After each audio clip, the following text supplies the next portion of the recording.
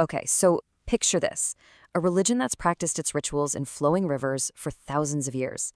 It's a faith that even gets a mention in the Quran, but for most of us, it's a total mystery. Well, today we're going to dive into the world of one of the oldest living religions on the planet, the Sabian Mandaeans. You see, at the very heart of their belief system is this deep, profound connection to water. But we're not just talking about a symbol here. For them, it is literally the key to purifying the soul. So that leads to the big question, right? Why flowing water? Why does it have to be moving? Why is that their path back to God?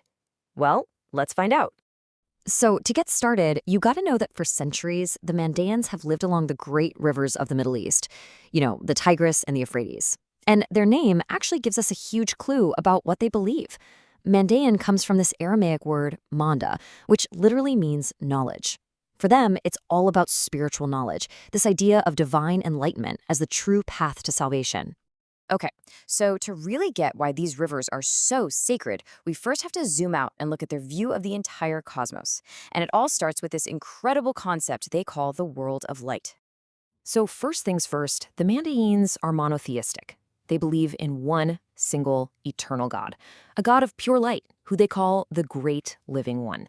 And what's crucial here is that this divine being is totally, completely separate from the physical world we all live in. Here's how they see it. Their cosmology basically splits the universe into two totally opposite realms. On one hand, you've got the world of light. That's the soul's true home, pure, eternal, the origin of everything good. But then there's the world of darkness. And that's our material world, the world of the body, which they see as a kind of temporary prison for the soul.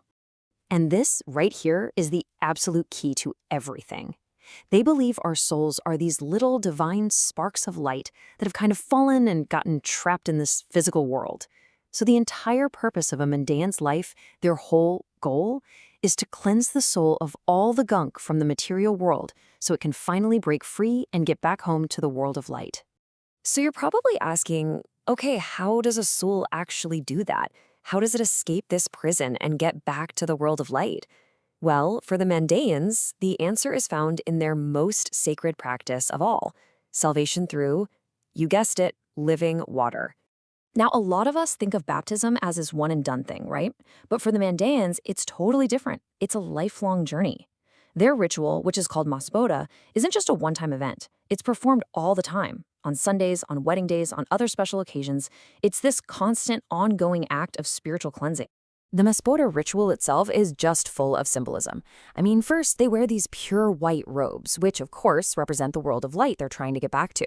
Then they have to enter what they call living water. And this is super important. It has to be a flowing river. They believe it carries divine properties. Stagnant water, to them, that's dead. It's useless. During the ritual, the person is submerged multiple times, all while these sacred prayers are recited in their ancient language. It's a direct line, connecting them right back to that world of light. All right, so where do the Mandaeans fit into the big picture of world religions? I mean, this is an incredibly ancient heritage we're talking about, and they have their own unique prophets and sacred texts that put them in a really fascinating spot in history. Their main holy book is called the Ginza Rabbah, which translates to the Great Treasure. And inside, you'll find their creation stories, all their core beliefs, and these beautiful prayers about the soul's journey. And what's just mind-blowing is that their rituals are still performed in Mandaic, which is a dialect of Aramaic. We're talking a direct connection to the language spoken in that part of the world thousands of years ago. It's incredible. Now, they revere a line of prophets that starts way back with Adam, and it continues through figures you might recognize, like Noah and his son Shem. But for the Mandaeans, the greatest and, listen to this, the final prophet is Yahya. You probably know him as John the Baptist. They see him as the great purifier, the one who really brought back the sacred rite of baptism. And this is a really key distinction to make. While they share some of those early prophets, for them, the line of prophecy ends with John the Baptist. That's it. They don't recognize Moses, Jesus, or Muhammad as prophets. And this puts them in such a unique spot, especially because the Sabians, who are widely believed to be the Mandaeans, are actually mentioned 3 times in the Quran, right alongside Jews and Christians. This historically gave them the status of people of the book, which offered them a degree of protection in the Islamic world. But here's the thing. This ancient faith, a faith that has somehow survived for millennia, is now facing what might be its greatest challenge ever, just surviving the modern world. You see, the Mandaean community used to be concentrated right there in Iraq and Iran. But decades of conflict and instability have scattered them across the globe.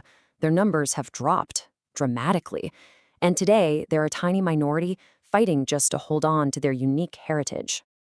And the challenges they face are just immense. I mean, they've been forced to flee their ancestral lands, and now many of them live in places like Australia, Sweden, and the United States. And this creates a fundamental, almost existential problem, right? How do you practice a religion centered on purifying your soul in living water when the sacred rivers of your homeland are thousands and thousands of miles away? On top of that, just trying to preserve their ancient language and their whole identity in a new world, it's a constant uphill battle. And yet, their story isn't just one of decline. It's also this incredibly powerful story of resilience. We're talking about a people who have clung to their unique language, their rituals, their beliefs for centuries against just incredible odds. The fact that they're still here today is a powerful testament to the deep cultural and religious diversity of the Middle East. So that leaves us with this final, big question. In our age of globalization and mass migration, can a faith that is so deeply, so fundamentally tied to a specific place, to the flowing rivers of its homeland, can it truly endure? The story of the Sabian Mandaeans, well, it's still being written. It's a living, breathing chapter in the long, long history of human faith.